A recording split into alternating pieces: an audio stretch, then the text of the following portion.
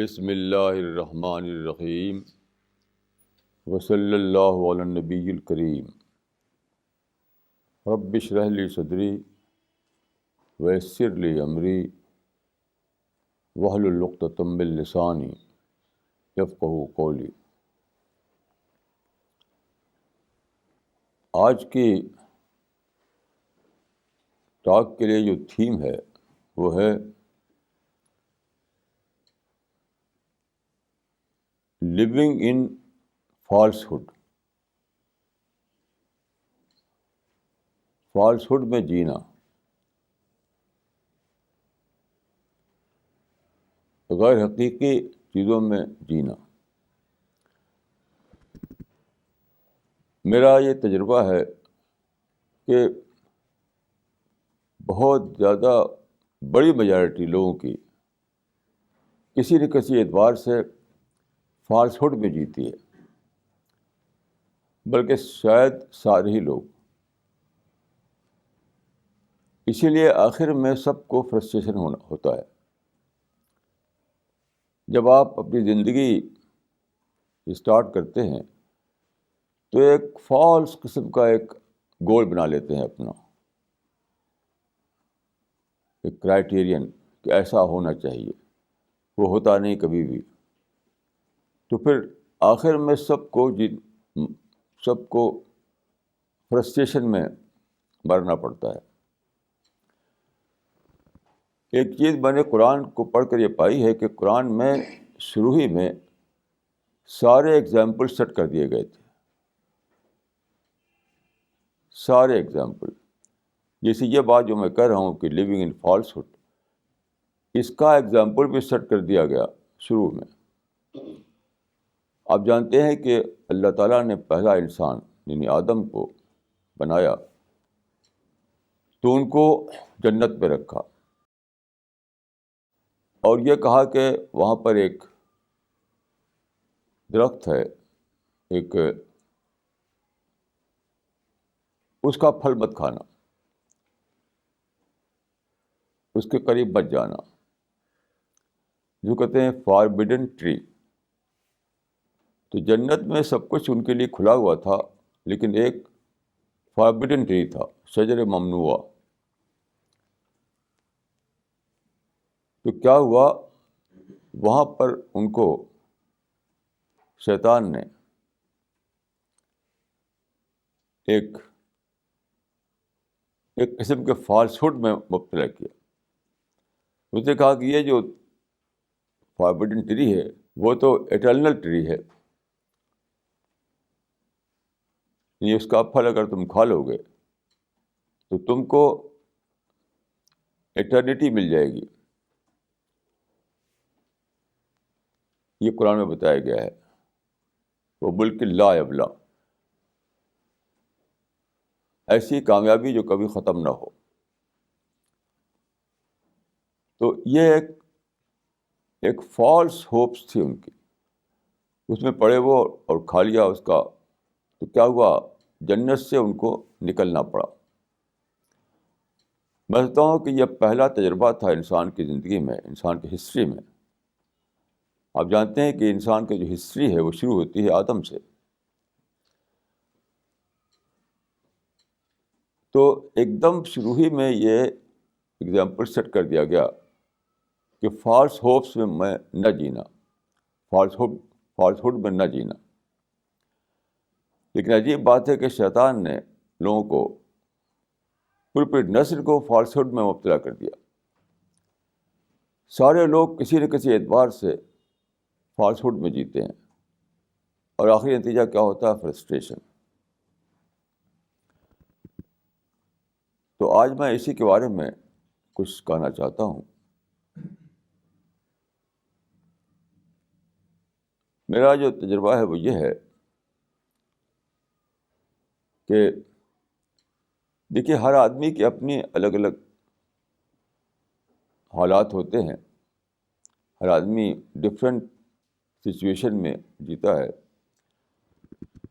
تو اپنے اپنے حالات کے لحاظ سے اس کا فالسہڈ بنتا ہے، اپنے اپنے حالات کے لحاظ سے۔ ہر آدمی کو سب سے زیادہ جو چیز سوچنا چاہیے وہ یہ ہے کہ اس کے اندر ریئلسٹک اپروچ ہو. اگر صحیح معنوں میں ریئلسٹک اپروچ ہو تو وہ آدمی کو بچائے گا فالس ہوڈ سے، جو کہ ہوتا نہیں. اس پر ایک کتاب لکھی ہے برٹرینڈ رسل نے. برٹرینڈ رسل نے بھی یہ بات کہی ہے کہ لوگ فالس ہوڈ پہ جیتے ہیں. تو اس نے ایک مثال دی ہے کہ پلیٹو جو تھا اس نے آئیڈیل اسٹیٹ کا ایک خاکہ بنایا. اس میں اس نے مرد کو سپیریئر جگہ دی اور عورت کو کم جگہ دی. تو اس کا پروف اس نے یہ دیا پلیٹو نے کہ عورت کے منہ میں کم دانت ہوتے ہیں، مرد کے منہ میں زیادہ دانت ہوتے ہیں، عورت کے منہ میں کم دانت ہوتے ہیں. تو برٹرینڈ رسل نے لکھا ہے کہ اس کی 2 بیویاں تھیں. کسی بیوی سے کہتا کہ اپنا منہ کھولو، اس کا دانت گنتا تو معلوم ہوتا ہے کہ عورت اور مرد کے دانت برابر ہوتے ہیں، یعنی 32 دانت، 32 دانت عورت کے منہ میں اور مرد کے منہ میں. تو اس نے ایک مثال دی ہے کس طرح سے آدمی ایک ان ریئلسٹک ایک اپروچ اختیار کرتا ہے، یعنی خود ساختہ طور پر ایک خیال اپنے دل میں قائم کر لیتا ہے اور اس پر پھر وہ اپنی زندگی کو آگے بڑھاتا ہے. یہ بار بار ہوا ہے. جیسے میں مثال دوں کارل مارکس کی. کہا جاتا ہے، یعنی گال بریتھ نے لکھا ہے کہ کارل مارکس کے جو تھاٹ تھے، اس کی جو تھیوری تھی، جتنا ہسٹری میں پھیلی، کسی بھی ہسٹری میں کبھی بھی کسی آدمی کی تھیوری اتنا نہیں پھیلی. اس کی آئیڈیالوجی جو تھی سب زیادہ دنیا میں پھیلی. اور میں خود اپنے بچپن میں، اپنی نوجوان عمر میں جانتا ہوں کہ سارے جو پڑھے لکھے لوگ تھے وہ اسی ڈھنگ پہ سوچتے تھے، یعنی سوشلسٹک تھنکنگ. سب لوگ وہ کیا تھا، that was also kind of falsehood. یعنی ایک فالس آئیڈیالوجی بنائی اس نے، اور اتنا لوگوں کو اس میں، یعنی اتنا زیادہ لوگ اٹریکٹ ہوئے کہ اسی ڈھنگ پر سوچنے لگے. وہ کیا تھا کہ دنیا میں ہمیشہ سے انسان دیکھتا آیا ہے کہ دنیا میں ایکسپلائٹیشن ہے، ایکسپلائٹیشن. تو اس نے ایکسپلائٹیشن کا یہ سلوشن بتایا کہ پرائیویٹ اکانومی کو ختم کر دیا جائے. اس کی تھیوری یہ تھی کہ ایک انڈیویجول جو ہے، جب اس کے ہاتھ میں کوئی پراپرٹی آتی ہے، کوئی انڈسٹری آتی ہے، کوئی بھی ادھیکار آتا ہے، تو وہ ایکسپلائٹ کرتا ہے دوسروں کو. تو پرائیویٹ اکانومی ختم کر دیا جائے اور سوشلسٹ اکانومی لائی جائے دنیا میں، یعنی ایک کے قبضے میں نہ ہو، سب کے قبضے میں ہو. اب لوگوں کو بڑا اچھا لگا یہ کہ چیزیں جو ہیں سب ایک کے قبضے میں نہ ہو، سب کے قبضے میں ہو. لیکن سب لوگ کیا مل کر کے کوئی نظام چلائیں گے؟ کیسے سب کے قبضے میں کیسے آ سکتا ہے؟ تو کیا ہوا کہ جو گورنمنٹ ہے، جو اسٹیٹ ہے، ان کے ہاتھ میں دینا پڑا. تو لوگوں سے چھین کر کے کیا کیا گیا، اسٹیٹ کے یا گورنمنٹ کے قبضے میں دے دیا گیا. تو دیکھیے کہ یہ تھا اسٹیٹ اکانومی، اس نے نام کیا دے دیا، socialist economy. That was wrong nomenclature. تو ایک بیوٹیفل ورڈ بول کر کے آدمی ادھر سے ادھر آدمی کا خیال کر دیتا ہے. یعنی فالس ہوڈ میں کیوں جیتے ہیں لوگ؟ کہ لوگوں کو ایک بیوٹیفل ورڈ مل جاتا ہے کہ جو ہونے والا تھا وہ تو اسٹیٹ اکانومی تھی، یعنی بیوروکریسی جو ہے اس کے قبضے میں سب چیزیں آ جائیں. لیکن اس کا نام دے دیا اس نے، کیا ہے، سوشلسٹ اکانومی. تو تو اس طرح سے لوگ فالسہڈ میں جیتے ہیں.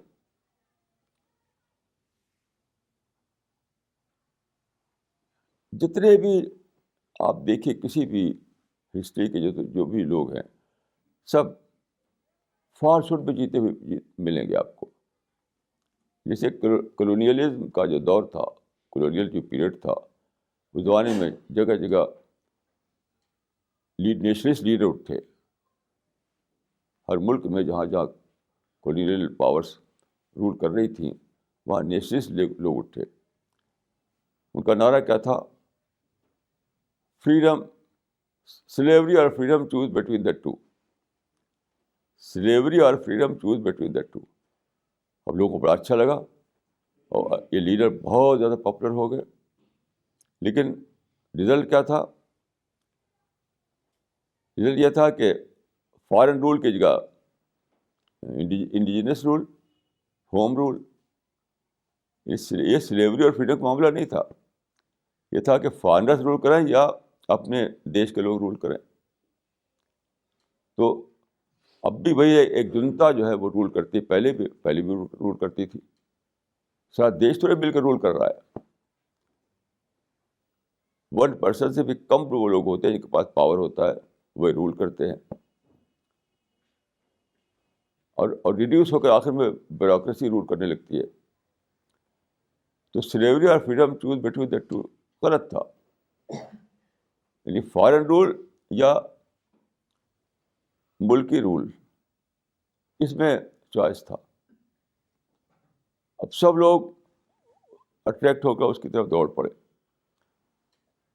تو ہمیشہ ایسا ہوا کہ آدمی ایک بیوٹیفل آئیڈیا بناتا ہے جو ریئلسٹک نہیں ہوتا, اور اس میں وہ جینے لگتا ہے. میں سمجھتا ہوں کہ سب سے زیادہ یعنی بری مثال جو ہے وہ یہ ہے کہ یہ دنیا ہمیں ملی ہے ٹیسٹ کے لیے, ہم اس کو سمجھ لیتے ہیں reward. The worst example of living in falsehood is to take test items as reward items. دنیا میں جو کچھ بھی ہے, چاہے ایک سوئی دھاگا ہو, ایک بلڈنگ ہو یا کار ہو یا فیملی ہو یا فرینڈس ہوں, کچھ بھی ہو, وہ سب ٹیسٹ پیپرس ہیں, یعنی امتحان کے سامان. ہمارے اپنی جو وجود ہے ہمارا, یہ جو ہمارا باڈی ہے, ہماری جو مائنڈ ہے, اس کے ساتھ جو کچھ بھی ہے وہ سب ٹیسٹ پیپرس ہیں, امتحان کے سامان. لیکن ہم کیا سمجھ لیتے ہیں اس کو کہ خدا نے بڑا فضل کیا میرے اوپر, خدا نے بڑا انعام کیا میرے اوپر. کوئی بھی چیز فضل نہیں ہے, چاہے اولاد ہو, چاہے بلڈنگ ہو, چاہے بزنس ہو یا جاب ہو, کوئی فضل نہیں ہے, وہ سب ٹیسٹ پیپرس ہیں. اب جب آپ اس کو سمجھ لیں فضل اور انعام, بلیسنگ, تو کیا ہوتا ہے, پھر پرائڈ آتی ہے, پھر آروگینس آتا ہے, پھر ہر چیز میں آدمی ایب نارمل ہو جاتا ہے. اور اگر آپ یہ سمجھیں کہ یہ تو خدا کی طرف سے ٹیسٹ پیپرس ہیں, امتحان کے سامان ہیں, تو آپ کے اندر کیا ہوگا, ماڈسٹی آئے گی, نمرتا آئے گی, اپنے کو آپ کچھ بھی نہیں سمجھیں گے. تو پوری ہسٹری میں, میں سمجھتا ہوں کہ پوری ہسٹری میں سب سے زیادہ یعنی جو ورسٹ کائنڈ آف یہ ہے یعنی فالسہڈ کا, وہ یہی ہے. اگر میں کہوں تو یہ ایگزیجریشن نہیں ہوگا کہ the worst example of living in falsehood is to take test papers as reward paper, test items as reward items. ساری ہسٹری کے جو ایونٹس ہیں وہ اسی لیے پیدا ہوئی ہیں کہ ہم یہ نہیں سمجھ پائے کہ یہ سب خدا کی طرف سے دیا گیا ہے ہمارا امتحان لینے کے لیے، ہمارا ٹیسٹ لینے کے لیے. تو آدمی اگر یہ سمجھے تو بہت ہی کاشس رہے گا. ہر وقت وہ اپنے کو رسپانسبل سمجھے گا، اکاؤنٹیبل سمجھے گا. سارے ایکشنس اس کے ٹھیک ٹھیک چلیں گے. اور جب آپ سمجھ لیں اس کو بلیسنگ، ریوارڈ، تو پھر ایک دم آپ کی سوچ بدل جاتی ہے، آپ کا لائف اسٹائل بدل جاتا ہے، آپ کا بیہیویئر بدل جاتا ہے. تو میں سمجھتا ہوں کہ لیونگ ان فالسہڈ جو میں کہہ رہا ہوں، اس کی سب سے زیادہ یعنی بری مثال پوری ہسٹری میں یہی ہے کہ لوگوں نے ٹیسٹ آئٹمس کو ریوارڈ آئٹم سمجھ لیا. تو یہ جو اس کی جتنا بھی میں سوچتا ہوں ہر مثال میں مجھے یہی دکھائی پڑتا ہے. جیسے اوباما صاحب جو امریکہ کے صدر بنے ہیں، تو ان کی پہلی اسپیچ جو ہے میں نے سنی ٹی وی پر. عام طور پر ٹی وی نہیں دیکھتا میں، اس کو میں نے سنا، اس اسپیچ کو. تو انہوں نے اپنی اسپیچ جو شروع کی تو پہلا سینٹینس ان کے منہ سے نکلا کہ چینج ہیز کم ٹو امریکہ. میں نے کہا کہ چینج ہیز کم ٹو امریکہ جو ہے یہ تو فالسہڈ میں جینا ہے. صحیح بات یہ ہے کہ change has come to American presidency. اس دن جو بات ہوئی تھی وہ تھی کہ وائٹ ہاؤس میں اب تک وائٹ پریزیڈنٹ ہوا کرتا تھا، اب ایک بلیک پریزیڈنٹ آ گیا ہے. اتنا ہی تو ہوا، باقی جو ہونا ہے وہ تو بہت دور کی بات ہے. اور میں سمجھتا ہوں کہ کوئی بھی پریزیڈنٹ 4 سال 5 سال کی مدت میں کبھی بھی کوئی بڑا چینج نہیں لا سکتا ہے. چینج لانے کے لیے بہت زیادہ کام کرنا پڑتا ہے. آپ اسٹیج پر اسپیچ دے سکتے ہیں کہ چینج ہیز کم ٹو امریکہ، لیکن امریکہ میں چینج لانے کے لیے ایک بہت لمبا پیریڈ درکار ہے، اور بہت لمبی سنسیریٹی درکار ہے، بہت زبردست ایک ٹیم درکار ہے، بہت ساری کنڈیشنز درکار ہیں. اب دیکھیے ہمارے پرائم منسٹر صاحب، اتنا بڑا عہدہ ان کو ہے، اور آپ جانتے ہیں کہ ان کو ابھی آپریشن ہوا ہے، اور 5 یعنی ان کی وہ بلاک ہو گئی تھی، اور 11 گھنٹے آپریشن ہوتا رہا. تو اتنے سارے ڈس ایڈوانٹیج ہیں، اتنے سارے یعنی ایسی چیزیں ہیں جس پہ ہمیں کوئی ہمیں کنٹرول نہیں ہے. یہ بولنا کہ امریکہ میں چینج آ گیا ہے، یہ فالسہڈ میں جینا ہے. آپ یہ کہہ سکتے ہیں کہ میں امریکہ میں چینج لانا چاہتا ہوں، یہ تو کہہ سکتے ہیں آپ، لیکن امریکہ میں چینج آ گیا، یہ تو بہت ہی فالسہڈ میں جینا ہے. ایسی دیکھیے ابھی ہمارے مسلم پرچوں میں ایک چیز آئی تھی، آپ نے دیکھا ہوگا، یعنی جو شو کلچر، جوتا کلچر. عراق میں بش صاحب جب گئے تھے تو ایک عراقی جرنلسٹ نے اپنا 5 جوتا نکالا اور پھینکا ان کی طرف. اب ساری مسلم دنیا خوش ہو گئی، ایکسکلوڈنگ مائی سیلف. یہ تو شرمائی کہ کیا یہ اسلام ہے. یہاں تک کہ ایک عرب شیخ نے $1 بلین کا اس کو انعام اعلان کر دیا. اور وہ جوتا کلچر چلا اتنا کہ ہمارے انڈیا تک پہنچ گیا. وہ میرے پاس کچھ پرچے ہیں، آپ دیکھ سکتے ہیں میرے دفتر میں آ کر کے. اس میں جگہ جگہ جوتا پھینک رہے ہیں وہ، اور بڑے فخر کے ساتھ کہہ رہے ہیں. ایک پرچے میں لکھا ہوا تھا جوتے کے تصویریں دے کر کے کہ show made a history, shows made history, ایسا کچھ تھا کہ جوتوں نے ایک تاریخ بنا دی. اب جوتوں کے ڈھیر لگا ہوا ہے. اب جس کو جوتا مار رہا ہے وہ تو واشنگٹن میں ہے، وہ تو پیرس میں ہے، وہ تو لندن میں ہے. یہاں جوتا پھینک پھینک کر آپ کہہ رہے ہیں کہ جوتے نے ہسٹری بنا دی. تو ہسٹری کیا بنائی؟ اسلام کی امیج خراب کی. یعنی جوتے نے ہسٹری کوئی نہیں بنائی. صرف یہ ہے کہ جوتا کلچر جو آپ نے چلایا اس سے اسلام کی امیج خراب ہوئی. ہسٹری کچھ بھی نہیں بنی. کسی کو کوئی نقصان نہیں پہنچا. کسی کا ایک بال بھی نہیں ٹوٹا. تو یہ بھی لیونگ ان فالسہڈ کی مثال ہے کہ جوتا پھینک کر آپ سمجھتے ہیں کہ آپ نے دشمن کو یعنی اور اس دشمن کو کرش کر دیا. یہ بھی لیونگ ان فالسہڈ کی مثال ہے. تو میں سمجھتا ہوں کہ ہم لوگوں کو اور سب کو اس اعتبار سے اپنے کو جانچنا چاہیے کہ ہم کہیں فالسہڈ میں تو نہیں جی رہے ہیں. ابھی میں ایک بک کے مثال دینا چاہتا ہوں. یہ بک ہے کاسمالوجی پر ایک بک چھپی ہے. اس میں ایک سائنٹسٹ ہمارے دیش کے ہیں، وہ ان کی کتاب ہے یہ. تو انہوں نے دکھایا ہے کہ یونیورس میں انہوں نے اسٹڈی کی کافی. تو انہوں نے کہا ہے کہ اس میں وننس ہے. یونیورسل وننس کا ورڈ یوز کیا انہوں نے. یعنی کائنات میں ایک وننس ہے، ایک وحدت ہے. Universal oneness.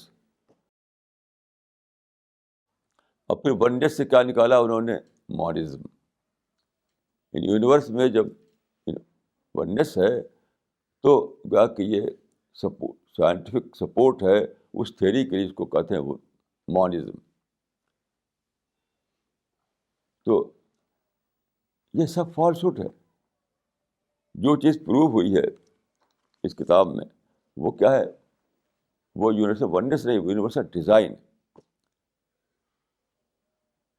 یونیورس میں بے پناہ ڈیزائن ہے، بے پناہ ہارمنی ہے، بے پناہ وزڈم ہے. یہ ثابت ہوا ہے. جیسے میں ایک ایگزامپل دیتا ہوں جو کتاب میں ہے کہ گیلیکسی جو ہے ہماری، اس کے بارے میں میں نے بتایا ہے کہ 1990 میں یعنی 1990 میں پہلی بار یہ ممکن ہوا ہبل ٹیلیسکوپ کے ذریعے سے کہ بہت دور تک ہم دیکھ سکیں. اس سے پہلے جو ٹیلیسکوپ لگایا گیا تھا، گلیلیو نے جو ٹیلیسکوپ استعمال کیا تھا، وہ تو اب ایک کھلونا لگتا ہے آج کے لحاظ سے. ایک کھلونے جیسا ہے وہ ٹیلیسکوپ. اب جو ٹیلیسکوپ بنایا گیا ہے اس سے بہت آگے کا ہے. اور ہبل ٹیلیسکوپ جو امریکہ نے اوپر بھیجا ہے تو وہ تو بہت ہی زبردست ہے. یعنی ایک بڑی بس کے برابر ہے اس کا سائز. وہ 450 میل اوپر وہ روٹیٹ کر رہی ہے وہ زمین کے اوپر، اور وہ بہت دور تک دیکھ سکتی ہے، بہت دور تک. تو اس نے جو فوٹو لیا ہے گلیکسی کا، جو ہمارے گلیکسی جس کو ہم ملکی وے کہتے ہیں، جس میں ہمارا سولر سسٹم ہے، یعنی یونیورس میں مور دین 100 بلین بی سے مور دین 100 بلین، اس کے مطابق 125 بلین گلیکسی ہیں، بہت ہی بڑی بڑی. ہر گلیکسی میں بلین اسٹارس ہیں. تو جو ہماری نیئرسٹ گلیکسی ہے، اس کو ہم ملکی وے کہتے ہیں، جس میں اسی میں ہمارا سولر سسٹم ہے. جس میں نے بتایا ہے کہ یہ جو گلیکسی ہماری ہے اس کا جو ڈائمیٹر ہے وہ 1,00,000 لائٹ ایئرس ہے. غور کیجیے 1,00,000 لائٹ ایئرس، کتنا زیادہ بڑا ڈائمیٹر اس کا بنتا ہے. اور اس کے اندر 200 بلین سے زیادہ اسٹارس ہیں، بہت ہی بڑے بڑے. اس میں ہمارا یہ سولر سسٹم ہے. اس میں انہوں نے بتایا ہے کہ کہ اس کا جو سینٹر ہے اس گلیکسی کا وہ بہت ہی ہاٹ ہے، بہت ہی گرم. اس سینٹر میں اگر ہمارا سولر سسٹم ہوتا تو ہم اس میں جی نہیں سکتے تھے. تو وہ ایک کارنر پر ہے ہمارا سولر سسٹم. اس میں دیکھیے فوٹو دیا گیا، یہ آپ دیکھ سکتے ہیں نیچے. اس گیلیکسی کے سینٹر میں ہمارا سولر سسٹم نہیں ہے، ایک کارنر پر ہے، ایک دم ایکسٹریم کارنر پر. اس وجہ سے ہم یہاں پر آرام سے رہ رہے ہیں. اگر وہ بیچ میں ہوتا جہاں کہ بہت ہی زیادہ یعنی یعنی جو ہمارے ٹالریبل نہیں ہے، اتنی زبردست قسم کی ہیٹ وہاں ہوتی ہے، تو لائف کا وجود ہی نہ ہوتا. یہ اب بتائیے کہ یہ وننس کا پروف ہے یا کہ ڈیزائن کا پروف ہے. ایسی بہت ساری چیزیں اس کتاب کے اندر ہیں. وہ ساری چیزیں لے کر کے یہ کہتے ہیں کہ یونیورسل وننس پائی جاتی ہے. یہاں وننس نہیں ہے، وننس بھی ہو سکتی ہے، لیکن اصل چیز ہے ڈیزائن. وننس کا مطلب تو ہے کہ ایک سنگل پاور کنٹرول کر رہی پورے یونیورس کو. یعنی اگر وننس ہے تو اس سینس میں ہے کہ ایک ہی پاور ہے، جس کو کہ دوسرے سائنٹسٹ نے کہا ہے یعنی سنگل اسٹرنگ تھیوری. تو پورا یونیورس ایک پاور کے کنٹرول میں ہے، اس سینس میں وننس ہے. اور دوسرا جو چیز نکلتی ہے وہ ہے کہ بہت ہی یونیورس جو بہت ویل ڈیزائنڈ ہے، بہت ہی زیادہ اس کے اندر ڈیزائنڈ ہے، بہت زیادہ ہارمونی ہے، بہت زیادہ وزڈم ہے، یعنی انٹیلیجنٹ وزڈم ہے، انٹیلیجنٹلی ڈیزائنڈ ہے. ورنہ آپ سوچیے کہ یہ کیسے ایسا پاسبل ہوا کہ اس کے ایک کنارے ہمارا سولر سسٹم ہو. یہ تو جیسے کہ کسی نے سوچ کر کے ایسا کیا ہے، پلاننگ کر کے ایسا کیا ہے. تو انٹیلیجنٹ پلاننگ ہے، انٹیلیجنٹ ڈیزائن ہے. وننس کا کر کے اس کو ایک ڈیویشن ہے وننس کہنا. وننس کا کر کے وہ لے گئے کہاں؟ ماڈرنزم پر. اب خوش ہو رہے ہیں کہ ماڈرنزم کا جو کانسیپٹ ہے وہ سائنس سے پروو ہو گیا. سائنس سے کہاں پروو ہوا؟ آپ کے فالس یعنی آپ نے فالسلی اس سے نکالا. اس کتاب میں ایسی بہت ساری چیزیں ہیں جو بتاتی ہیں کہ یونیورس میں بہت ڈیزائن ہے، بہت ہارمنی ہے، بہت وزڈم ہے. پوری یونیورس ایک انٹیلیجنٹ یعنی ڈیزائن کا پروف ہے، انٹیلیجنٹ پلاننگ کا پروف ہے. تو آپ یہ دیکھیے یہ جو مونسٹک کانسیپٹ ہے وہ بھی ایک فالسہڈ میں جینا ہے، آئیڈیالوجیکل فالسہڈ. ماڈرن کا جو کانسیپٹ ہے وہ ایک فلسافیکل کانسیپٹ ہے، وہ سائنٹیفک کانسیپٹ نہیں ہے.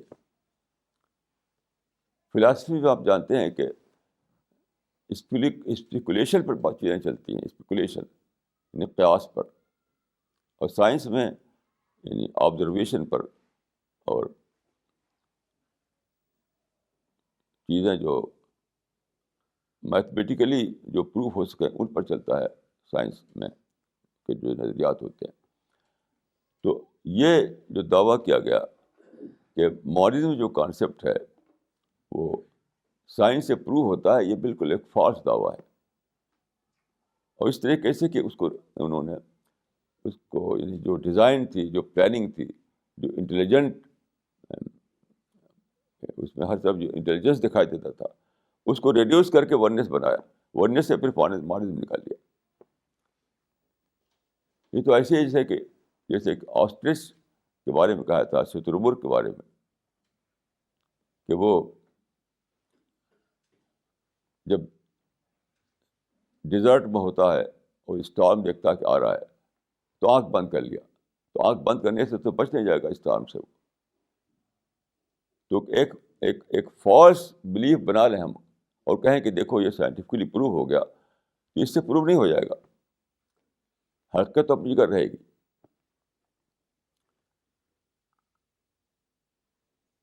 تو یہ کتاب مجھے ایک صاحب نے دی، بہت ہی خوش ہو کر کے دیکھی، اس میں ماڈرن جو ہے اس کو انہوں نے سائنٹیفکلی پروو کر دیا ہے کہ کچھ بھی نہیں. اس سے جو پروف ہوئی ہے وہ یہ کہ یونیورس کے پیچھے ایک مائنڈ ہے، ایک انٹیلیجنس ہے، ایک ذہانت ہے. بس بتاؤں کہ بہت اچھا ورڈ دیا تھا سر جیمز جیز نے کہ یونیورس کے پیچھے ایک میتھمیٹیکل مائنڈ ہے. ہر چیز بہت ہی ویل کیلکولیٹڈ ہے. جس چیز کا بھی اسٹڈی کی جاتی ہے یونیورس کے میں، ہر چیز بہت ہی ویل کیلکولیٹڈ ملتی ہے، بہت ہی ویل ڈیزائنڈ ہوتی ہے، بہت ہی ویل پلانڈ ہوتی ہے. تو سمپلی وننس نہیں ہے یہ تو ڈیزائن ہے، یہ تو ذہانت ہے، یہ تو وزڈم ہے. تو یہ ہمیں ہر شخص کو یہ کرنا ہے کہ وہ فالس ہوڈ میں نہ جیے. دیکھیے فالس ہوڈ کی کوئی ایک قسم نہیں ہے. یعنی آپ فیملی میں بھی ایک فالس ہوڈ میں جی سکتے ہیں، سوسائٹی میں بھی، اور اپنے کوئی بھی جو ایکٹیویٹی آپ کی ہے اس میں آپ فالس ہوڈ میں جی سکتے ہیں. تو لیونگ ان فالس ہوڈ ایک بہت ہی کامن فنامنا ہے. اس کا تعلق ہر چیز سے ہے. میں خود اپنے بارے میں کہہ سکتا ہوں کہ بہت سے فالس ہوڈ میں جیتا تھا، جو میں اپنی ڈی کنڈیشن کر کے ختم کیا اس کو. جیسے ایک بات آپ لوگ شاید بہت لگے کہ کتنا اسٹوپڈ تھا. بچپن میں گاؤں میں پیدا ہوا، اس وقت میں صرف اردو زبان جانتا تھا. تو ایک کتاب ہوا کرتی تھی علاؤالدین کا چراغ اس زمانے میں. اب تو مجھے پتہ نہیں کہ لوگ پڑھتے کہ نہیں پڑھتے اس کو.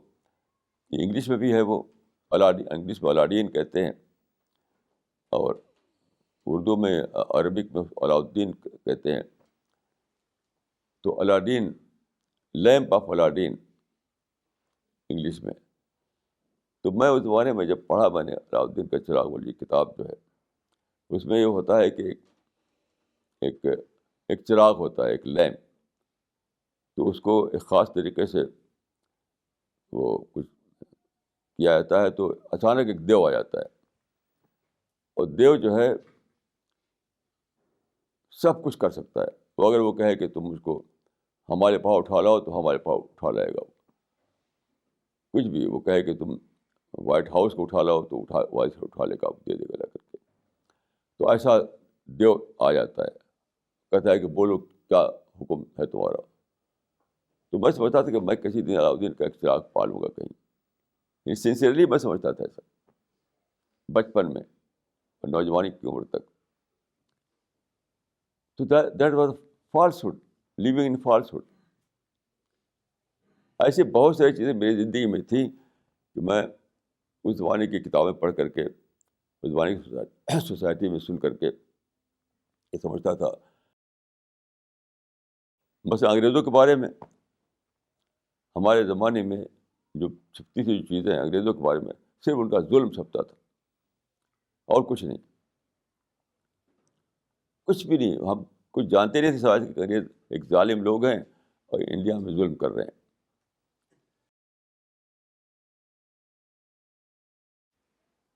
تو ایک صاحب کا شعر تھا کہ جہل بھی ہے، مرض بھی ہے، قحط بھی ہے، وبا بھی ہے، آپ ہیں دور آپ نے قصہ غم سنا بھی ہے. انڈیا جو ہے کیا ہے، جہالت سے، بیماری سے اور غربت سے اور پرابلم سے بھرا ہوا ہے. اور وہاں لندن میں بیٹھے ہوئے آپ کو کیا خبر. ہاں بالکل ایک مکانہ بات تھی، لیکن میں اس کو مان گیا تھا. گاؤں میں رہتا تھا میں، باہر کی دنیا سے مجھے کوئی خبر نہیں تھی. کچھ چیزیں پڑھتا تھا جو وہاں پر اویلیبل تھیں.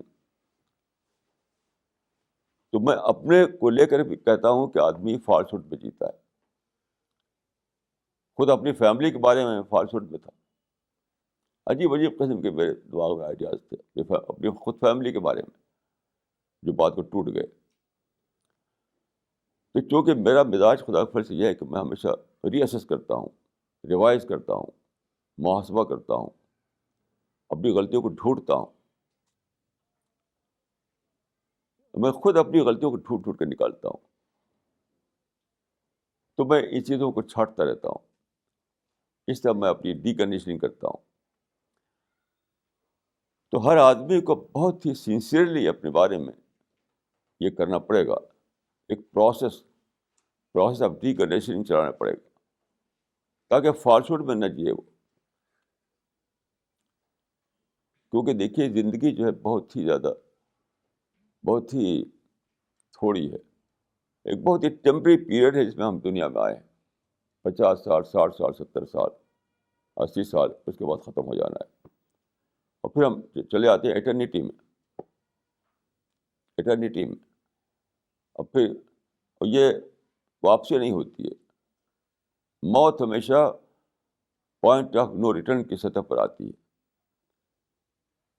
تو اگر ہم فالسوڈ میں جی رہے ہیں اور کوئی تیاری نہیں کی ہم نے آگے کے لیے, تو کیا ہوگا؟ کچھ نہیں, ایک عجیب و غریب صورتحال پیدا ہو جائے گی. یعنی ہمارے اپنے اس ہمارا جو وجود ہے اس کے ساتھ سب کچھ چھوٹ چکا ہوگا.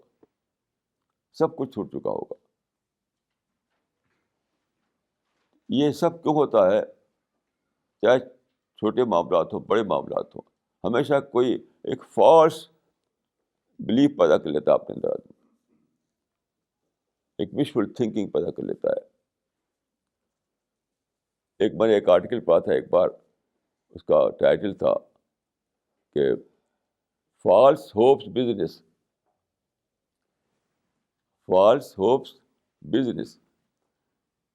جس میں انہوں نے دکھایا تھا کہ یہ آدمی جو ہے ایک فالس ہوپ بنا لیتا ہے اور لوگ اس کا بزنس چلا دیتے ہیں. جیسے آج کل چلا ہوا ہے کہ آپ آئیے میں آپ کی اسٹریس دور کر دوں گا, آئیے میں آپ کو ٹینشن دور کر دوں گا. اب آدمی جاتا ہے اس میں اور ملتا کچھ بھی نہیں ہے. آئیے میں آپ کو دھنی بنا دوں گا, آپ کے بزنس کامیاب ہو جائے گا. بہت سے سینٹر کھلے ہوئے ہیں, آدمی وہاں جاتا ہے برکت لینے کے لیے, آشیرواد لینے کے لیے, اپنے کام بنانے کے لیے. تو اس نے لکھا تھا کہ یہ سب جو ہے یہ فالس ہوپ بزنس ہے. اسے تو خیر پورے مذہب کو کہا تھا کہ مذہب پورا کا پورا فالس ہوپ بزنس ہے, لیکن میں سمجھتا ہوں کہ مذہب کا جو ریڈیوسڈ فارم ہے وہ اس پر اپلائی ہوتا ہے. مذہب کا ایک ریڈیوسڈ فارم دنیا میں ہے, اسی کو لے کر وہ سمجھتے ہیں کہ اسی کا نام مذہب ہے. کل میں ایک بہت دلچسپ آئٹم تھا ہم ریڈیو پر, ایک شاید آپ میں سے کسی نے سنا ہو کہ ساؤتھ میں ایک مندر ہے. آپ جانتے ہیں کہ مندروں میں چڑھاوے چڑھائے جاتے ہیں,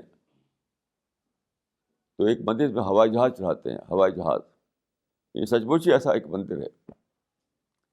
یعنی ہوائی جہاز کا ماڈل ہوتا ہے, وہ ریئل ہوائی جہاز نہیں. تو ہاں وہ شاید پنجاب میں غالباً ہے مندر. ہاں پنجاب میں ہے وہ, گرودوارا غالباً ہے.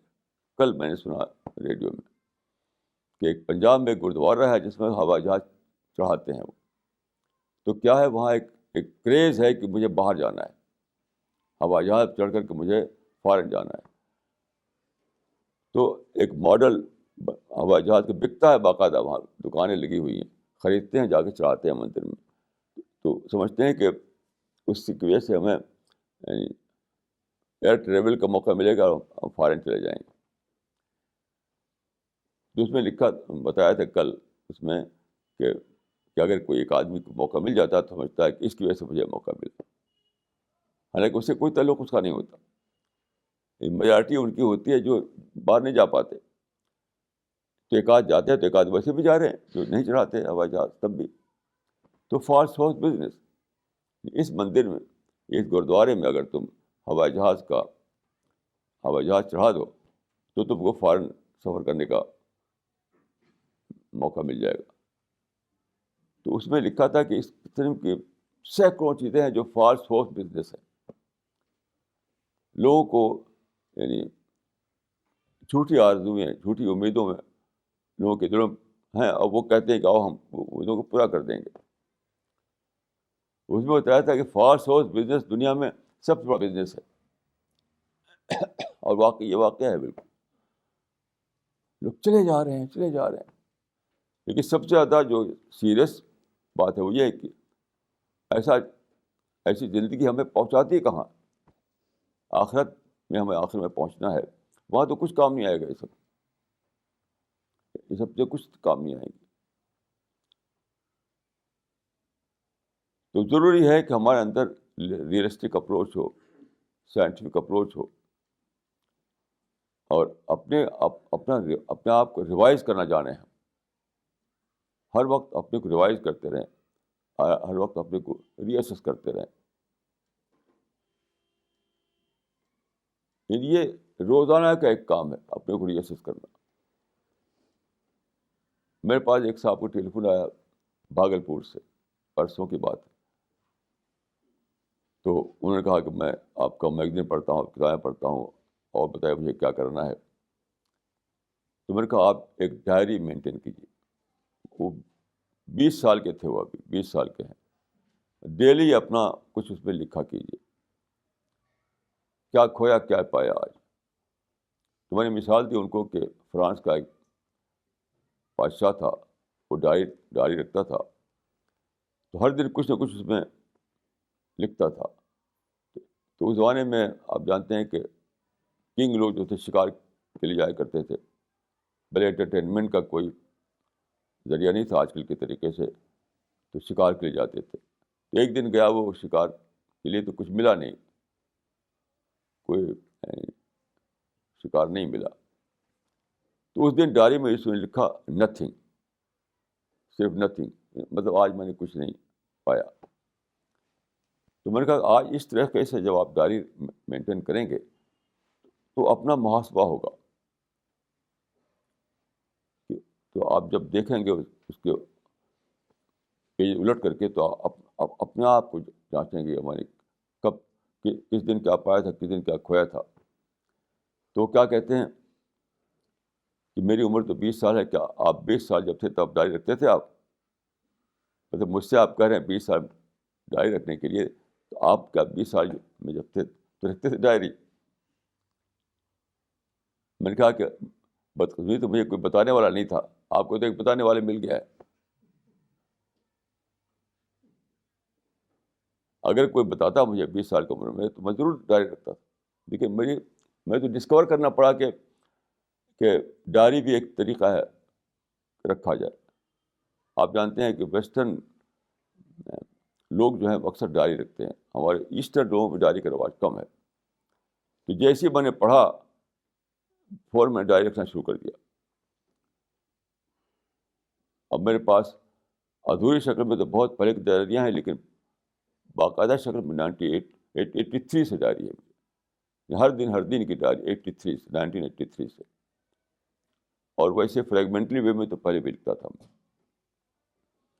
تو کیسے انوکھے لوگ ہوتے ہیں کہ ایک آدمی نے بتا رہا ہے کہ ڈائری رکھو، تو پوچھتے ہیں کہ 20 سال جب اب تھا تو آپ کیا ڈائری مینٹین کرتے تھے؟ آپ یہ نہیں سوچتے کہ خدا کا شکر ہے کہ مجھے 20 سال میں ایک بتانے والا مل گیا، کسی اور کو تو ملا نہیں.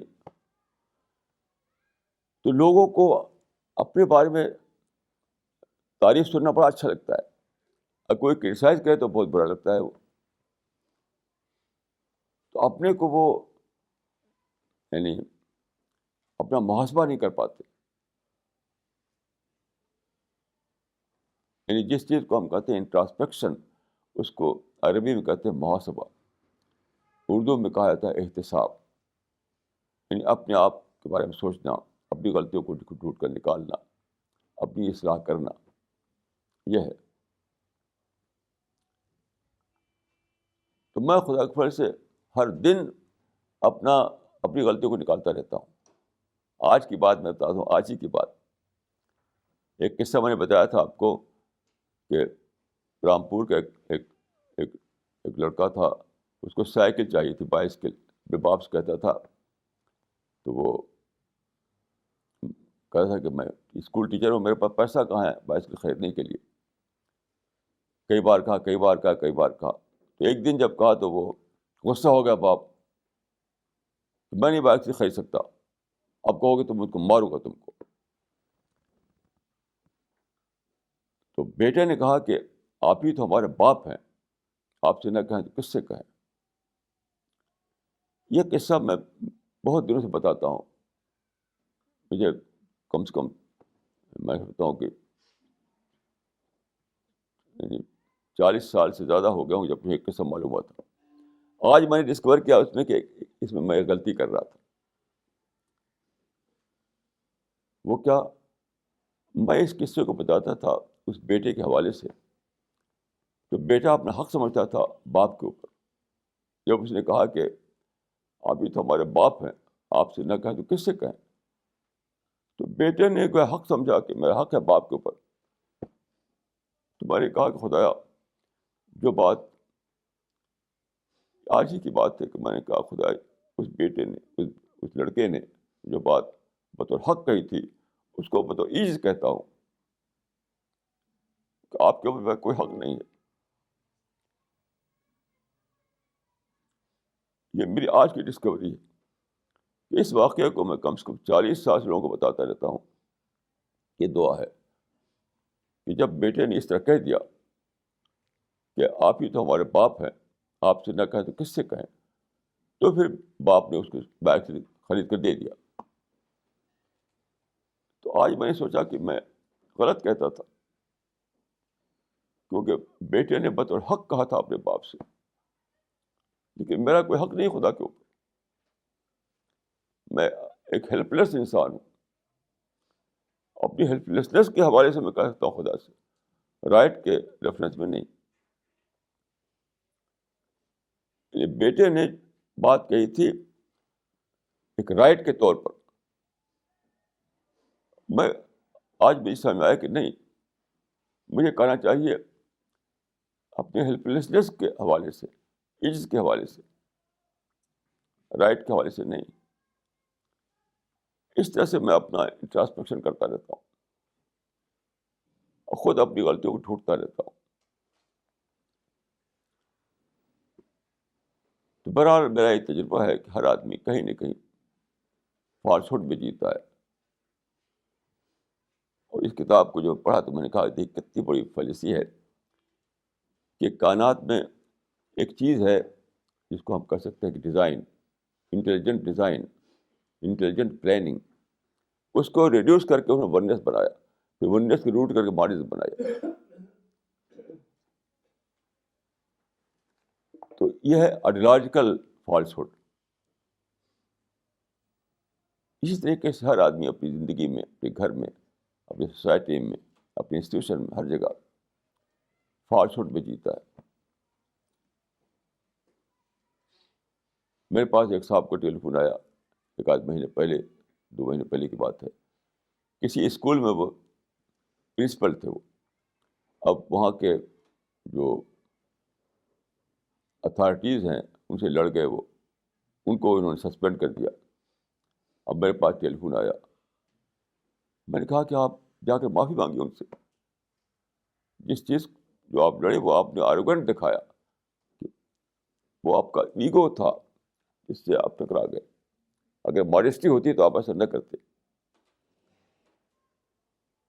تو بہت سمجھایا ان کو، جا کر کے انہوں نے واقعی معافی مانگی. اب وہ اسی میں دوبارہ پرنسپل بنا لیے گئے. پہلے سے زیادہ اچھی حالت میں عزت کے ساتھ رہ رہے ہیں. تو ایک فالسہوڈ تھا، میرا ایگو، میری بڑائی، میری قابلیت، میری ڈگری. تو ہر آدمی کہیں نہ کہیں فالسہوڈ میں جی رہا ہے، کہیں نہ کہیں. میرا تجربہ یہ ہے کہ شاید ہی کوئی ایکسیپشن ہو اس میں کہ کوئی آدمی فالسہوڈ میں نہ جیتا ہو. ایک صاحب تھے بنارس میں، بڑا اسمارٹ آدمی تھا وہ. اب بھی میری آنکھوں کے سامنے ان کا ہے. بہت اسمارٹ، بہت ہی اچھا کلر تھا ان کا، کمپلیکشن بہت اچھا تھا، اور لگتا تھا کہ آدمی تو ہیلتھ کا پہاڑ ہے. اس بات جانتے کیا ہوا؟ اچانک برین ہیمریج ہوا، مر گئے. جوانی کو انہیں مر گئے. اور وہ اتنا ان کو تھا کہ وہ بات نہیں کرتے تھے کسی سے. وہ جو اسمارٹ تھے، بہت ہیلدی تھے، بالکل جس کو کہتے ہیں سرخ و سفید ان کا چہرہ تھا. میری آنکھوں کے سامنے ان کا چہرہ ہے. اچانک برین ہیمریج ہوا اور ختم ہو گئے. تو کسی بھی چیز میں آدمی جو یعنی یہی پہ ایک فالسوٹ کی ایک قسم تھی کہ جو ہیلتھ تمہارے قبضے میں نہیں ہے اس میں تم جینا چاہتے ہو, اس پر تم نے اپنی بڑائی کی بنیاد رکھی ہوئی ہے. تو ڈفرینٹ قسم کے فالسوٹ ہوتے ہیں جس میں آدمی جیتا رہتا ہے. تو یہ لیونگ ان فالسوٹ کا جو میں نے آج تھیم بنائی وہ بہت ہی کمپریہنسو تھیم ہے, یعنی زندگی کے سارے آسپیکٹ کو کور کرتی ہے. عجیب عجیب قسم کے لوگ خیالات بنا لیتے ہیں, عجیب عجیب قسم کے. ہمارے گاؤں میں ایک صاحب تھے, ہم لوگوں کو چچا کہا کرتے تھے. تو ہمارے گاؤں میں جب پہلی بار وہ ٹیوب ویل لگانے کی بات ہوئی کہ وہاں الیکٹریسٹی آئی اور ٹیوب ویل لگایا جائے, تو وہ ہمارے جو بڑے بھائی تھے ان کے پاس آئے. تو ان کو بابو کہتے تھے لوگ. بابو کل کھتیا جل جائی, مطلب نیچے سے پانی جب نکالا جائے گا تو وہ پانی جب آپ کھیت کو سینچائی کریں گے, اریگیشن کے لیے استعمال کریں گے اس نیچے کے پانی کو, تو سارے سب جل جائے گا, سب کھیت اور سب چیزیں. تو ان کا بابو کل کھیتیاں جل جائی. اب اس میں ان کو ایک اسی میں جی رہے تھے, اوپر کا جو پانی ہے وہ تو پانی ہے, باقی نیچے جو ہے وہ پائزن ہے, کیا چیز ہے پتہ نہیں. عجیب عجیب قسم کے لوگ خیالات بنا لیتے ہیں اور اپنا اصلاح نہیں کرتے. اس میں پڑھے لکھے لوگ بھی اتنے ہی زیادہ جیتے ہیں فالسوٹ میں جتنا کہ جاہل لوگ. میرا تجربہ یہ ہے, پڑھے لکھے لوگوں کا فالسوٹ کم نہیں ہے. اس کی ایک مثال میں نے دی آپ کو کہ جس چیز سے مونوتھیزم ثابت ہو رہا ہے اس سے ماڈرنزم نکال لیا. مونوتھیزم کا مطلب ہے کہ خدا ہے جو شعور رکھتا ہے, جو سوچتا ہے, جو پلاننگ کرتا ہے, جو سسٹینر ہے, جو کریٹ کرتا ہے. تو مونوتھیزم کا مطلب ہے ایک ایسا خدا. اور ماڈرنزم کا مطلب کیا ہے؟ Just like spirit, just like gravity. تو کیا آپ سمجھتے ہیں کہ ایک ایسا خدا جس کو جو جسٹ لائک گریوٹی ہو وہ انٹیلیجنٹ یونیورس بنا سکتا ہے؟ اس پر تو مائنڈ ہی نہیں. یعنی فلاسفرس اس کو کہتے ہیں اسپرٹ یا آئیڈیا, جس کو ہم ماڈرنزم کہتے ہیں. وقت میں فلاسفیکل کانسیپٹ ہے. تو فلاسفرس جو خدا کے بارے میں بولتے تھے وہ کہتے تھے کہ خدا جو ہے ایک اسپرٹ ہے, ایک آئیڈیا ہے. تو کیا ایک اسپرٹ یا آئیڈیا کے پاس مائنڈ ہوتا ہے؟ تو یہ جو ڈیزائن ہے یونیورس میں وہ it requires a great mind. Without a great mind you can not think about universe of this kind. تو مونوتھیزم اور ماڈرنزم کا جو کانسیپٹ ہے اس میں یہ فرق ہے کہ مونوتھیزم میں خدا ایک زندہ خدا, ایک پرسنل خدا, ایک ایسا خدا جو سوچتا ہے, جو بولتا ہے, جو سسٹینر ہے, جو کنٹرول کرتا ہے, جو پلان کرتا ہے, ایک ایسا خدا. اور ماڈرنزم میں جو خدا ہے وہ ایک ایسا خدا ہے جس کا جو فارملیس ہے,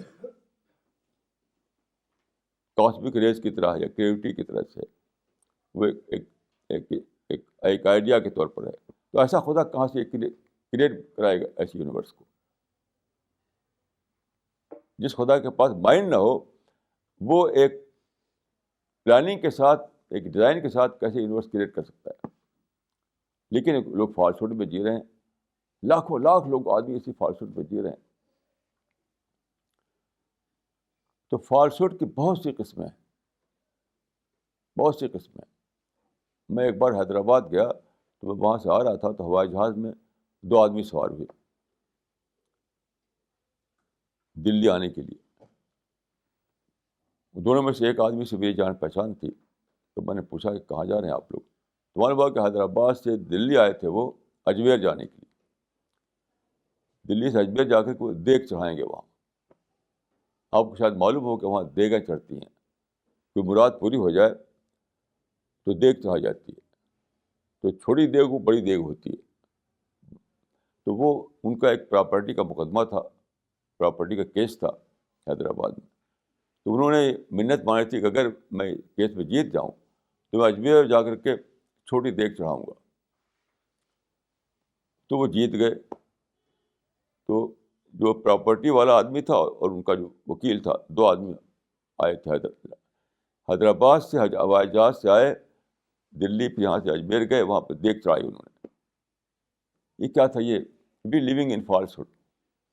کوئی خواجہ اجمیری کو طاقت نہیں ہے کہ وہ آپ کو کیس جتا دے, کچھ نہیں. یہ سب فالس ہوپ بزنس ہے. جتنی درگاہیں ہیں وہ فالس ہوپ بزنس کا سینٹر ہے. جتنی درگاہیں کھلی ہوئی ہیں سب فالس ہوپس بزنس کا سینٹر ہے.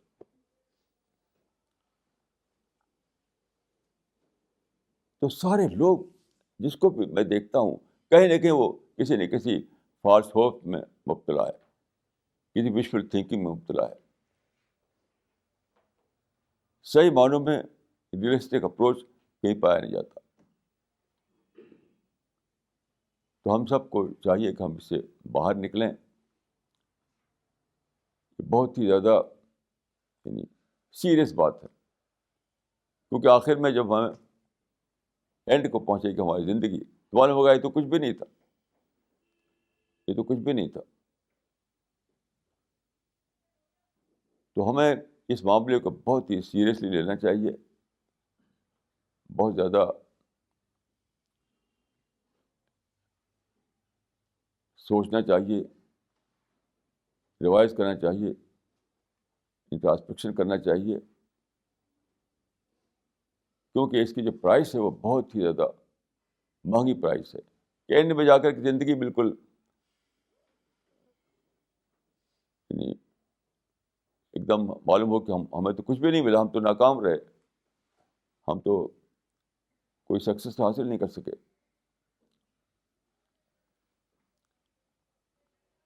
تو آج میں یہی کہنا چاہتا تھا کہ فالس ہوپس میں جینا چھوڑ دیجیے اور حقیقتوں میں جینا سیکھیے, ریئلٹیز میں جینا سیکھیے. اقول قولی ھذا واستغفر اللہ لی ولکم اجمعین.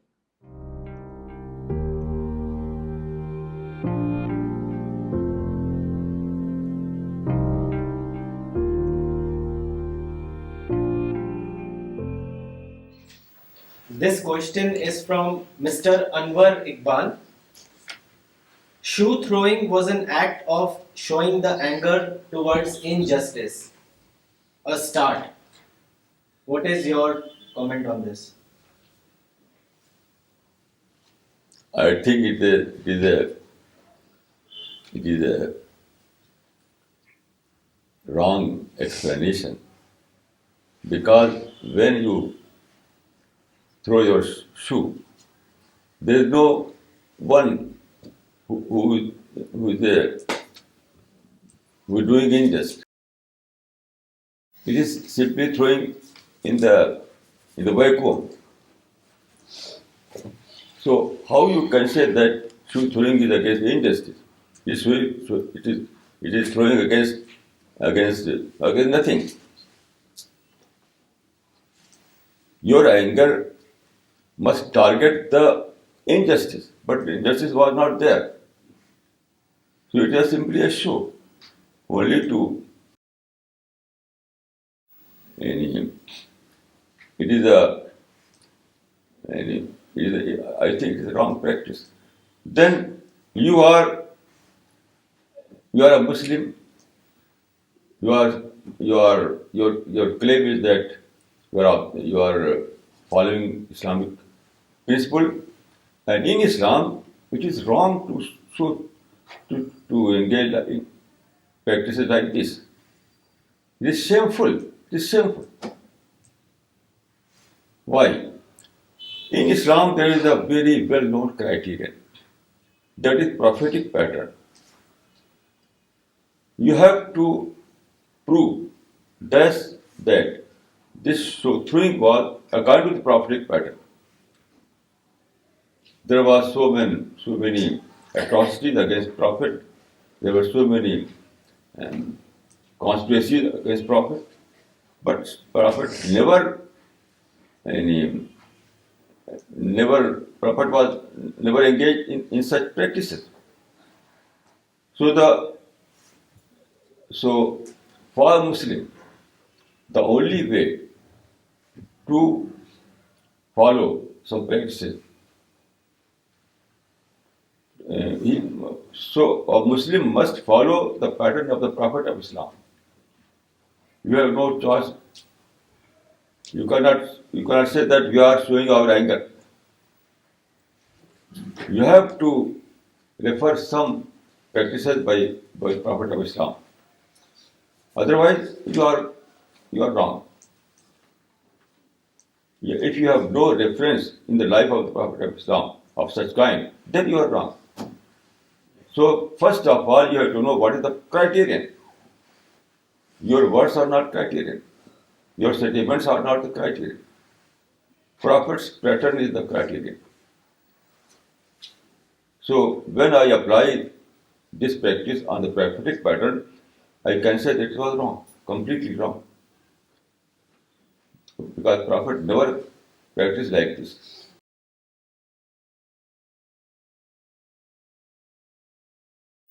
This question is from Mr. O.P. Sikka. مولانا صاحب ونس سے رائٹر کی مراد کہیں یہ تو نہیں کہ material world that is from atoms اور سب particles to huge universes everything physical is the offshoot of the same source. Yes, you are right. In this sense, there is oneness. But the other question is how, but there is also a design. It is simply a oneness. There is design, great design. It is true that there is a oneness in this sense, that everything is comprised by atom. But then we see design, planning. So you have to explain this aspect of the universe. Simply referring the oneness is not enough.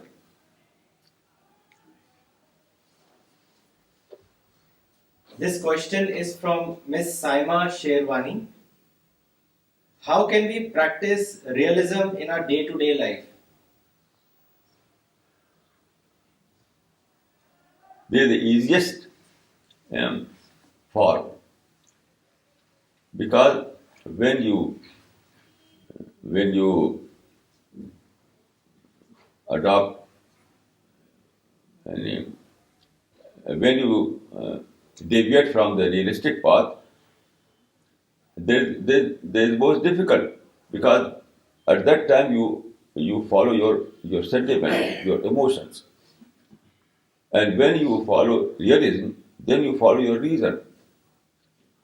So I think that to follow reason is the easiest path, and to follow anger and emotions, that is difficult task. According to my experience,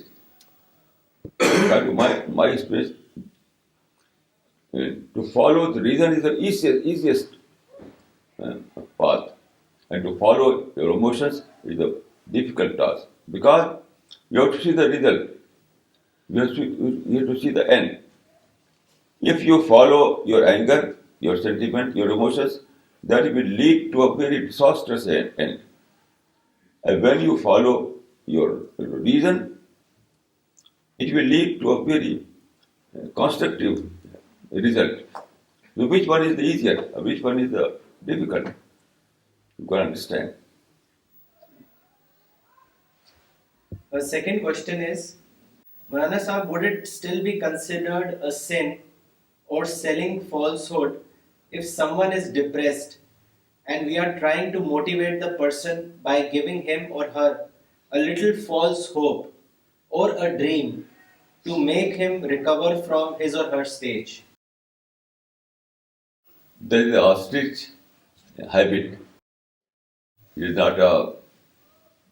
not a solution. Ostrich behavior is not a solution. So how you can follow the ostrich habit, which is not a solution? So I am against this kind of thinking. I cannot endorse this kind of thinking. This question is from Mr. Shah Nawaz Khan. Mulana, as you have said that everyone is living in falsehood, but because we are human beings, we want assurances and reassurances, which means that falsehood is human beings' way to exist. Kindly comment. And, I admit that falsehood is a part of nature, but for temporary period. It is for temporary period. You have to re-examine yourself. You have to revise yourself. You have to reassess yourself. You have to go to introspection. So find out your falsehood, your false thinking. We are here under trial. So we are under test. So this was the planning of God Almighty. So due to this kind of planning, we are prone to fall into falsehood. But God has given us reason, and by reason we can reason out things, we can understand things, and we can abandon all those kind of falsehoods. It is our test. If you fail to examine your behavior, then you fail your test. So it is you're right that we are compelled to fail in falsehood for some time, but we have reason, we have logic, we can reconsider, we can reassess things, we can find out our faults. So you have to practice, you have to exercise this faculty, you have to reason out things. And this is the way, according to the divine plan, according to the creation plan of God. This is the right way of living in this world. This question is from Mr. Khalid Ansari. Molana, could you give some scientific arguments or examples to prove that monotheism is a rational theory, whereas monism fails to get supportive evidence when it comes to scientific criteria?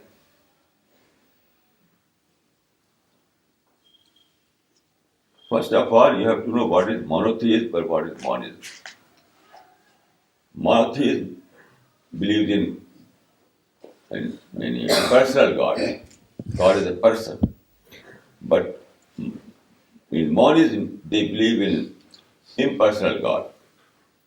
And God who has no personality, just like he is just like spirit, just like gravity. So when we see in our universe there are rational activities, there are logic, there are design. So a God who has no mind, no intelligence, no intention. So how this kind of God can create present universe? This is the basic question. Gravity cannot create a solar system. It requires a mind, a, a, a personal God. Otherwise, you cannot explain this universe. So this is the basic question. Science has discovered a universe which is very, very well designed, well planned. So that kind of concept that is based on monistic concept cannot explain this kind of universe. It's very clear. A God who has no form, no mind, no intention, no capacity of planning. How this kind of God can create this universe? It requires a mind, a super mind, who can, then we can explain this kind of universe, which is well planned, well designed. This is the main difference. So monism is simply, monism is a philosophical concept. It is not a scientific concept. But monotheism was a scientific concept. According to my knowledge, my study, monism is simply a philosophical assumption. But monotheism is based on scientific calculations, scientific discovery. Because science has discovered, and according to scientific discovery, our world is a well-designed world. So it provides a supportive base to monotheism. This is my experience and this is my study in this regard. This question is from Dr. Farida Khanam. Have you ever experienced the presence of God? Please share with us your experience. Yes, I can say that every day I experience the presence of God. But you know, it is a psychological experience. I cannot give a demonstration. Every day, I can say every moment I feel that I am living in the presence of God. Presence of God for me is a reality. Just like presence of this building is the reality. So for me, presence of God is a reality. But you know, it is a psychological experience. I cannot give a demonstration. And you know, all those things on which we believe, that are psychological. Everything is, and in the last resort, everything is psychological. When I say this, that she is my mother, it is psychological. But if I am seeing her body, and I am seeing her soul. And real mother dies in soul and not simply body. So everything is psychological in the last resort. So God is also psychological. For me. Because you know, in this world, we can see things according to the time and space. And to see God is a quite different experience. We have to go beyond the space and beyond the time. So in this world, that is pre-death period, we can see God by our psychological eye. But in post-death period, we can see God by our physical eye. Because in that period of life, we can see beyond the time. This is the difference. So pre-death period, you can see God psychologically. But in post-death period, you can see God physically. I think this is a quite scientific idea. Scientific, quite scientific. It is not philosophical, it is scientific. According to my experience and according to my study. This question is from Dr. Anwar Jamal. मौलाना आपने अल रिसाला अगस्त 2008 में लिखा है कि इनाम को मुनीम से अलग कर देना आज के इंसान की ट्रेजेडी है। दिसंबर 2008 में लिखा है कि आदमी किसी चीज को ना तो इनाम समझे और ना ही सजा, बल्कि टेस्ट पेपर समझे। क्या दोनों में टकराव नहीं है? क्या कुरान शरीफ में ऐसी आयतें नहीं हैं जिसमें खुदा ने इंसान के ऊपर अपने इनाम करने और दुनिया में ही उसे सजा देने का जिक्र किया है? क्लियर नहीं क्वेश्चन, आप मुझसे मिल लीजिए बात को। आप इसके बाद आज या किसी दिन, ये क्वेश्चन क्लियर नहीं है। हाँ, This question is from Miss Najma Siddiqui. Maulana, how do you use your diaries which you are writing from a very long time?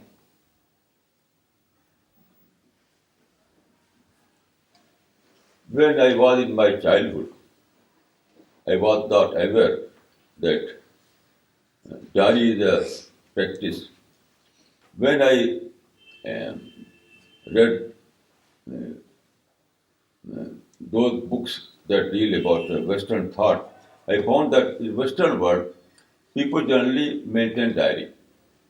It is general practice in Western world. But in Eastern world, there was not. So I always, I am very, very inquisitive nature. So when I read this, I adopted this. You can, if you visit my library, I can see you so many books like diaries. So when I was in youth age, I used to write in at random, not very regular. But since 1983, I I began maintaining diary regularly.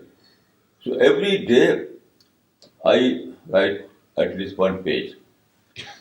In this page, I write about my experience, about my reading, about my observations. So anything that is new for me at that day. For example, I referred one experience today, referring by that boy. He said that आप ही तो हमारे बाप है.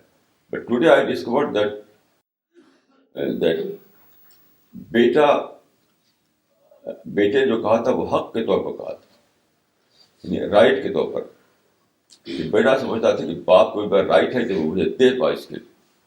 आज मैं discover किया कि as a बंदा मैं ये नहीं कहेगा है मुझे कह सकता कि खुदा का मेरा राइट है खुदा के ऊपर, तो मेरे पास रेफर करने के लिए राइट नहीं है, बल्कि मेरा हेल्पलेसनेस है. तो जिस चीज़ को बेटे ने एक राइट को रेफर करके कहा बाप से, उसको मैं एज ए बंदा सिर्फ अपने हेल्पलेसनेस को रेफर करके कह सकता हूँ, ईज को. ये मेरी आज की डिस्कवरी है. इसको मैं लिखूंगा इंशाल्लाह डायरी में. तो इस तरह से मैं हर दिन कोई एक बात जो मुझे मिलती है बतौर एक्सपीरियंस, बतौर फाइंडिंग, बतौर डिस्कवरी, उसको मैं लिखता हूँ डायरी में. कभी psychological experience, sometime it is psychological experience, sometime it is a rational discovery, sometimes it is a piece of knowledge I obtained from some book. So every day I write some line in my discovery, in my diary. I am maintaining this kind of writing, diary writing, since 1983. Our second question is, can terrorism be also considered as false hope business? Certainly, it is falsehood business. So, super falsehood business. Because these people believe that through terrorism they can achieve some result. And you know that they fail to achieve anything that is positive, that is positive result. And terrorism only leads to disaster, complete disaster. And they believe that we are heading to some positive result. So it is super falsehood business. This question is from Mr. Yamin Bakri. The followers of Islam believe that Islam is the best religion. But every day I come across Muslims who do bad things and engage themselves in falsehood. How do you explain this phenomena? This kind of belief is wrong. Islam is not the best religion. No. Islam is a preserved religion. This is also a falsehood. It is also living in falsehood to believe that Islam is the best religion. No, not at all. Islam is a preserved religion. Every religion was best originally. In different religions, there is no such division that it is good, is it bad. No. Every religion that was sent by God was as best as your religion. The only difference is that Islam is a preserved religion. In Islam, the sacred book of Islam is Quran. And Quran is a preserved book. Its language, its text, everything is preserved. So this is the only difference. And the second thing is that, what is the second aspect? That they are engaging themselves in falsehood. So I have described, I have answered this question several times, that you have to differentiate between Islam and Muslims. Both are different. You have to differentiate Islam and Muslims. You have to judge Muslims in the light of Islamic teachings and not vice versa. The Muslims are not the criterion. Islam is the criterion. Islam is an ideology. And Muslims are a group. So present Muslims have deviated from the Islamic path. So what Muslims are doing, that is not Islam. If you want to know what is Islam, you can read Quran and Hadith and the Sirah of the Prophet of Islam. So you have to apply here the law of differentiation. Then you can understand your question. This question is from Mr. Munsif Kamali. Being faced by the cruel reality of life, we common people begin to live in the shades of false hopes. But this approach does not provide the right solution to the problem, or we can say no solution at all. Thank you for your kind advice.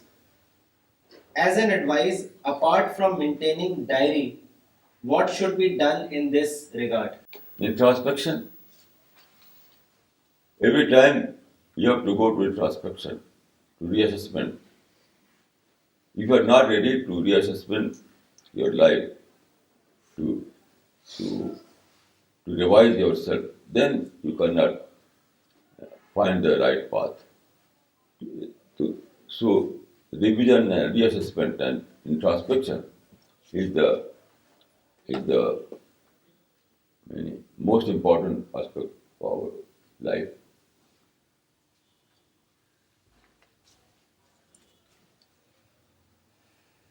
This question. I mean that you have to welcome criticism. Umar ibn Khattab was the second caliph of Islam. He said,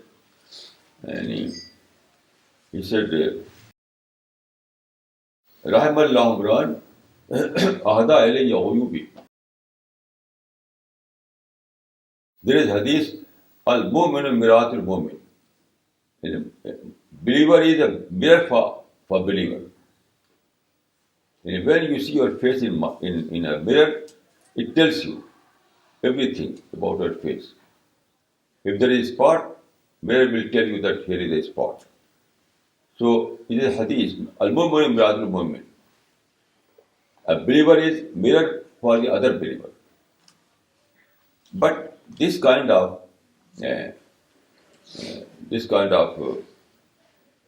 culture can be maintained in such a society where people are ready to accept your criticism.